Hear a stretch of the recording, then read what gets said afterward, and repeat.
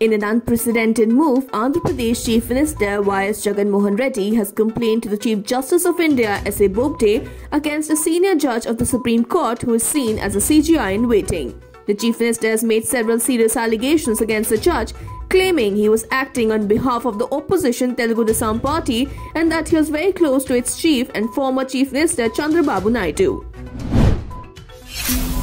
As India continues to battle the coronavirus pandemic, it has crossed the landmark milestone of 60 lakh recoveries from the novel coronavirus as per the Health Ministry data. The country's coronavirus cases have soared past the 70 lakh mark, taking it ever closer to overtaking the United States as the world's worst hit country.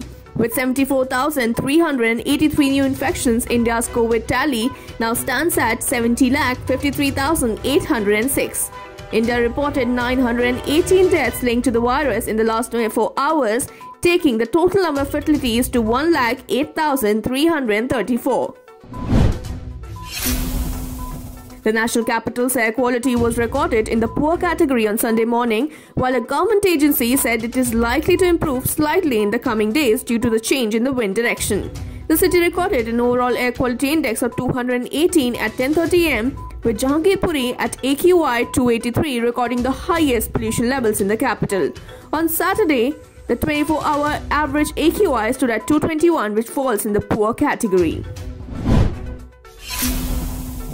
US President Donald Trump on October 10th made his first public address after being discharged from the hospital where he was treated for COVID-19 infection, assuring his supporters that he felt great. Tugging off his mask, Trump said, "This is the single most important election in the history of our country. Get out and vote, and I love you."